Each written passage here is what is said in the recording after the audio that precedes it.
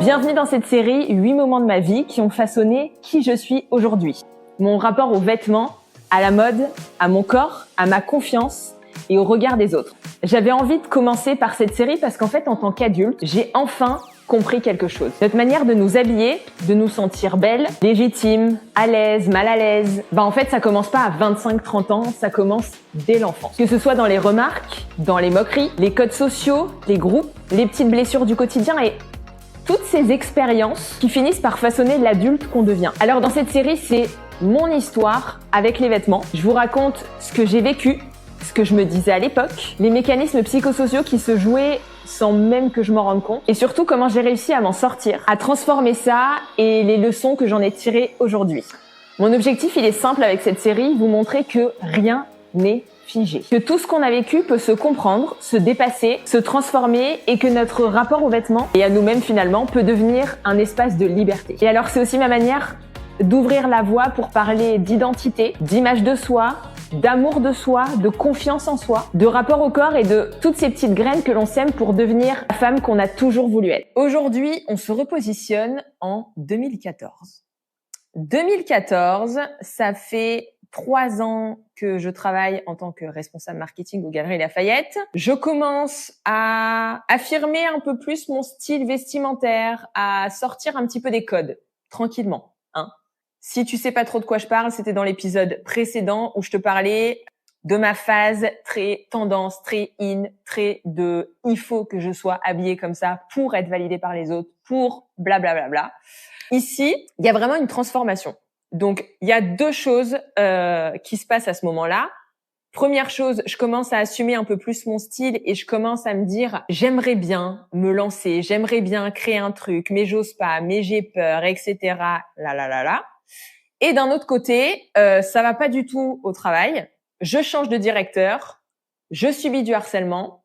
Et là, je me dis, en fait, pourquoi elle lirait pas les deux et qu'en fait, tu te lançais pas à ton compte et que tu ne créais pas ta marque de prêt-à-porter. Toute cette phase de harcèlement, je pense que j'y reviendrai dans un futur épisode parce qu'encore une fois, pour moi, c'est une étape qui vient entacher notre estime, notre confiance en nous, notre valeur. Donc ça sera vraiment quelque chose. Je pense que j'en ferai un épisode vraiment bien spécifique pour parler de ça.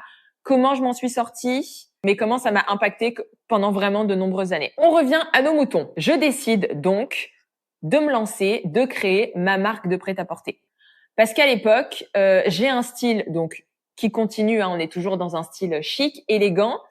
Mais j'ai envie d'avoir des matières de qualité, des matières naturelles. En magasin, on trouve que du polyester. Enfin bref, que des matières synthétiques. Moi, j'ai envie de revenir vraiment à l'essence du vêtement, la matière naturelle. Et j'ai envie d'avoir des vêtements, de redonner du sens dans mes vêtements. Avoir des vêtements qui sont fabriqués en France, à Marseille. Enfin bref, tout ça, ça m'attire. Et je me dis, écoute, j'avais quel âge? 27 ans. 27, exact. T'as 27 ans, 26, j'avais 26 ans. Et là, je me dis, écoute, t'es en couple, t'as pas de gosse, t'as pas de crédit.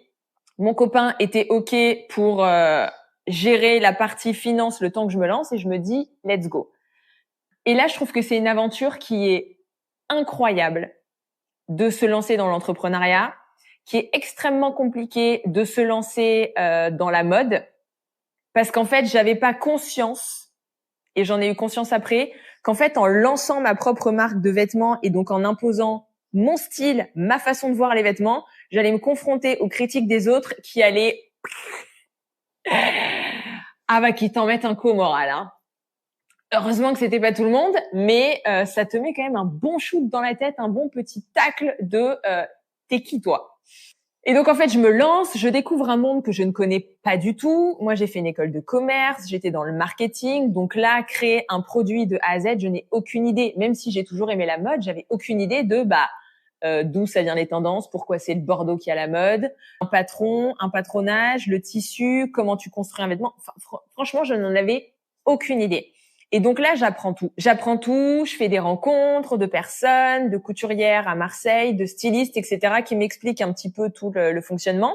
Et j'ai une idée bien précise du type de vêtements que je veux. J'ai vraiment mon style. Je sais que je veux quelque chose de sobre. Je sais que je veux quelque chose d'intemporel. Je veux que ce soit la matière et le vêtement qui parle. Je veux pas un style ostentatoire, je veux vraiment ce style très chic, très intemporel, qui correspond vraiment à Todd.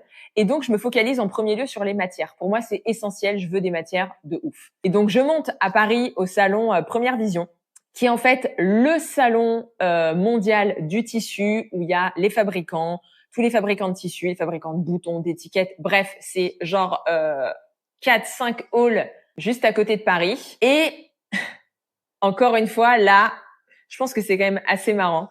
Déjà, le rapport dans le milieu pro, des femmes versus hommes. Le premier salon où j'y vais avec mon copain parce que je me dis, je suis stressée, je sais pas, faut que tu viennes avec moi. Donc, encore une fois, tous les deux, on s'était sapés, petite veste. Lui, je crois qu'il était en costume, au moins veste de tailleur. Moi, j'avais mis une jolie robe, un truc, etc. Et on va donc sur les stands de fabricants de tissus. Ce qui me fait rire. J'adore pas parce que ça me gave. Et le jour 2, je lui dis, s'il te plaît, reste à l'hôtel. Quand on arrive sur les stands, les fabricants ne me parlent pas à moi, ils lui parlent à lui. Parce qu'en fait, c'est le mec, c'est l'homme. Typiquement, dans la tête des gens, quand tu crées un business, c'est toujours, s'il y a un homme et une femme, bah c'est le mec à qui on parle. Et les fabricants ne faisaient que lui parler. Et lui, il était là, non mais en fait, c'est elle la créatrice, non mais c'est elle qui machin, non mais c'est elle qui ceci. Au point qu'au à la fin du premier jour, je lui ai dit, écoute, merci beaucoup, je sais que tu le fais pour m'aider, etc. Mais en fait, ça m'aide pas parce qu'en fait, ça me met un petit coup à chaque fois au moral. À chaque fois, il te parle à toi et pas à moi. Donc, pour ma confiance en moi en tant que m'assumer, en tant que fondatrice de marque, c'est un peu compliqué, donc ne viens plus. Premier truc. Deuxième truc, je sais que moi, je voulais absolument des matières naturelles. Donc, je passe de stand en stand et quand je discute avec les gens, avec les fabricants me disent, donc on est de ça en 2014, hein. Les fabricants me disent, mais mademoiselle, prenez du synthétique, c'est ça qui marche, c'est là où vous allez gagner de l'argent. Et moi, je suis là, non, je veux des matières naturelles. Et ils me disent, mais c'est le triple du prix, en fait. C'est clair qu'en fait, à l'époque, t'achetais un rouleau de polyester, c'était peut-être à 2-3 euros le mètre. Quand moi, j'achetais des laines flanelles à 20, 25, 30 euros le mètre. Donc, c'est clair que... Mais j'avais réfléchi à mon business model en fonction de ça. Donc là, je me rappelle qu'on me dit ça et moi, je me dis non, c'est mort. Moi, je veux que ma marque y ait que du naturel, etc. Donc, je pars là-dedans. Bref, il y a toute la partie création, confection des vêtements, shooting et mise en vente des vêtements.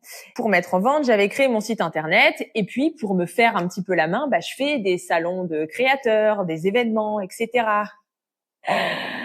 Et ça, franchement, c'est quitte au double. Parce qu'en fait, on est à une époque, et en fait, je reviens en 2015, mais finalement, aujourd'hui, avec toutes ces marques d'ultra fashion qui arrivent de Chine, je me dis c'est encore pire finalement aujourd'hui. Mais à l'époque, les femmes ont l'habitude d'acheter des petits gilets, des petits tops, etc.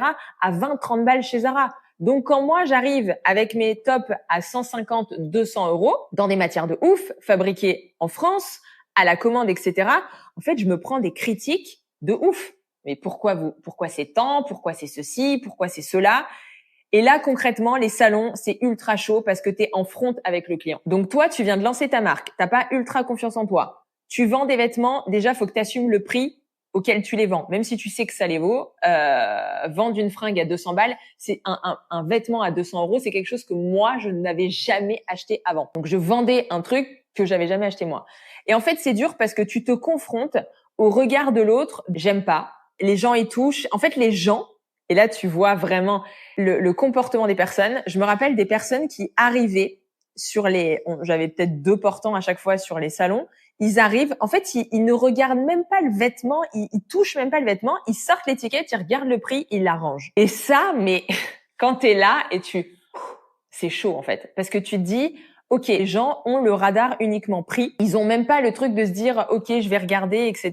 Pas du tout. Et à l'inverse, il y a des personnes pour qui c'était le coup de cœur. Alors, je me rappelle d'un salon que j'avais fait à Lille et particulièrement à Roubaix. Donc, on est quand même dans une région, un ancien bassin vraiment textile, fabrication de tissus. Et là, mais c'est la première fois où j'arrivais dans un salon et où les femmes qui venaient faire chaque stand de créateur passaient, touchaient et buggaient en touchant le truc. Et là, je voyais leur visage. Et là, elle commençait à me parler, elle me disait, non, mais c'est de la flanelle, oh, mais c'est ouf. Et là, elle regardait, elle retournait les vêtements, elle regardait les finitions. Et là, c'est la première fois où j'ai pu parler à mes clientes, à mes vraies clientes, en fait, à celles qui connaissaient le tissu, connaissait la couture, avait vraiment une affinité avec la matière en elle-même et comprenait le travail. Et donc, en fait, le prix derrière n'était même pas un frein parce qu'elle savait le taf que ça avait. Ça, j'en ai rencontré quand j'étais à Lille. J'ai eu un moment aussi une boutique à Aix. Pareil, encore une fois, c'était un enfer parce que tu tombes sur des clientes qui sont, comment on pourrait dire, à des gens qui ont du tact. C'est vraiment ça, avoir du tact. Et t'as des gens où tu rentres et c'est vrai que leur décharge, mais je trouve quand même pas ça ouf.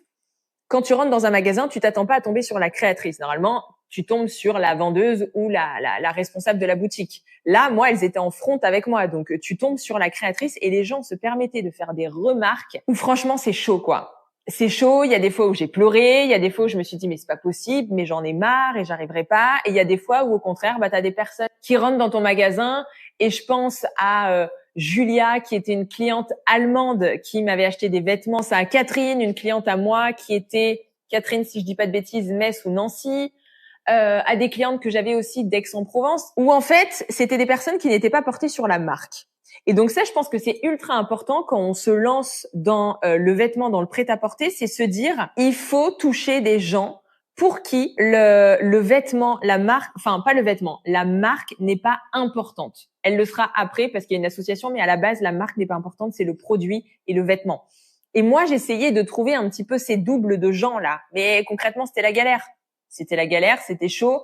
Et ensuite, c'est pour ça que je me suis focalisée beaucoup plus sur le web parce que c'était plus simple d'aller toucher des gens mondialement qui étaient intéressés à ce type de vêtements. Quand je vois avec le recul finalement, c'est que j'ai des clientes qui m'ont connue en 2015, j'ai des clientes qui m'ont connue en 2018 et qui encore en 2025 m'achetaient des vêtements. Parce qu'il y avait vraiment une fidélité, une confiance dans le produit, dans le vêtement. Les gens n'achetaient pas parce que c'était tendance ou à la mode, parce qu'en fait, moi, je faisais pas des vêtements qui étaient tendance. Je faisais des vêtements que moi, j'avais envie de porter. Et que je disais aux autres, bah, si t'as envie d'être un peu dans le même style que moi, voilà mon type de vêtements. Parce que quand tu crées une marque, à la base, c'est ta créativité qui en ressort. Donc moi, je faisais des vêtements que j'aimais pour moi et je les proposais aux autres dans d'autres couleurs aussi, parce que finalement, moi, j'avais ma palette de couleurs. Je n'avais pas encore conscience de la colorimétrie, mais j'avais ma palette de couleurs à moi que j'aimais. Et donc, je proposais d'autres couleurs pour que ça puisse plaire à d'autres femmes. Et ensuite, j'étais à l'écoute du marché de oui, bah, ce type de pantalon, ok, je vais essayer d'ajuster, etc. Mais je faisais des vêtements pour moi. Et en fait, c'est ça pour moi qui est fort dans un créateur de vêtements ou de bijoux qui assume son style. Il fait un style qui lui parle à lui et l'offre aux autres. L'offrant aux autres, bah, soit ça répond pas. Si ça répond, c'est ultra positif, mais on peut pas plaire à tout le monde. Et c'est ça qui était dur pour moi, c'était que je pouvais pas plaire à tout le monde parce que j'avais décidé de ne pas faire un vêtement qui était pour tout le monde, en fait. J'aurais pu faire des fringues qui étaient moins chères et qui étaient dans les tendances, etc. J'aurais pu parce que j'avais accès à ces cahiers de tendances qui me disaient ce qu'il fallait, ce que les gens allaient porter, allaient vouloir acheter. Mais j'étais pas là-dedans du tout. Et finalement, quand j'y repense maintenant, aujourd'hui, avec le recul, je me dis que c'est vraiment Atod, cette marque, qui m'a permis d'assumer mon style, accepter que chacun a son style, que chacun a une envie, que chacun a des valeurs, que chacun a un budget et que tout le monde est différent. Et que finalement, c'est pas le fait qu'ils veulent pas acheter, c'est juste que ça matchait pas avec moi. Et donc, j'ai compris, en fait, que chacun avait le droit d'avoir son style. Et même ce que j'en retire finalement, c'est que Atod m'a permis aussi de prendre une expérience de dingue pour derrière coacher les femmes. Parce que finalement, c'est derrière Atod que j'ai lancé Atod Conseil en Images et donc tous les accompagnements de colorimétrie, de style. Et si j'avais pas eu cette expérience, si je m'étais pas confrontée aux gens, si j'avais pas vu qu'en fait, chacun est unique, chacun peut s'habiller comme il veut, chacun a des valeurs, des envies différentes, ça aurait été difficile pour moi de coacher derrière. Alors que là, je l'ai vu, je l'ai vécu, je me le suis pris en pleine face. Et d'un autre côté, cette phase, elle m'a quand même pas mal secouée parce que ça a été dur. Émotionnellement, ça a été dur financièrement, vers les gens, les critiques, le doute. Parce qu'en fait, quand tu crées ta marque, tu te mets à nu. Donc, c'est-à-dire que moi, c'était vraiment ça. Je prenais mon style à moi. Je disais, voilà, moi, ma définition des vêtements et de mon style Atod. T'en veux ou t'en veux pas? Non, j'en veux pas. Ok, j'en veux pas, j'en veux pas, j'en veux. J'en veux pas, j'en veux pas, j'en veux. J'en veux pas, j'en veux pas, j'en veux. Et en fait, quand tu sors du cadre, c'est plus difficile. Et c'est pour ça qu'aujourd'hui, je suis admirative des personnes qui créent des marques en fonction de leur style, qui s'habillent en fonction d'eux, qui osent dans la rue porter tel type de chaussures, tel style, etc. Je suis admirative parce que je me dis, mais t'as tout compris en fait. C'est toi. Tu es toi et tu t'en fous du regard des autres. Et je crois qu'aussi, c'est l'une des premières leçons pour appuyer son estime de soi, avoir confiance en soi, c'est passer dans l'action. En fait, je pense que si j'avais pas lancé Atod, c'est en lançant Atod et ma marque de vêtements que j'ai fait une action qui m'a donné confiance en moi. Même si ça a été dur, ça m'a permis de m'assumer et donner confiance en moi. Donc, un peu gagner un step de confiance en plus par l'action de faire cette marque, que ça ait plu ou pas plu, bref, mais le step en plus. Je veux que tu retiennes quelque chose vraiment dans cet épisode, c'est de te dire que tes actions au quotidien, petites, moyennes, grandes, vont te permettre de gagner en confiance en toi, vont te permettre de gagner en estime de toi. Ça, on va vraiment le voir avec des parcours d'experts et j'ai envie vraiment de te partager ça. C'est que pour travailler ton estime et ta confiance, c'est des actions que tu dois faire. C'est des steps que tu dois faire et c'est te reposer sur tes moments de vie et te dire, OK, là, j'ai eu ça, tac, qu'est-ce que ça m'a appris? Qu'est-ce que j'ai gagné? OK. Ensuite, ça. Et c'est cette évolution et c'est pour ça que j'ai voulu te faire tous ces épisodes. C'est pour te montrer vraiment d'où je pars, comment j'ai eu des choses dans ma vie qui m'ont permis de gagner de l'estime, de la confiance et comment tu peux gagner un peu tes jalons au fur et à mesure. Voilà, j'espère que cet épisode t'aura plu. Mêler un peu de la mode, de l'entrepreneuriat, du regard des autres. Bref, je trouvais que c'était quand même ultra intéressant de partager cette partie-là. N'hésite pas à me donner ton avis sur cet épisode, ce que tu en as pensé, à me partager tes commentaires. Si toi aussi tu vis la même chose, si tu es créateur, créatrice, je t'envoie du love, je t'envoie du courage et t'inquiète, on est là.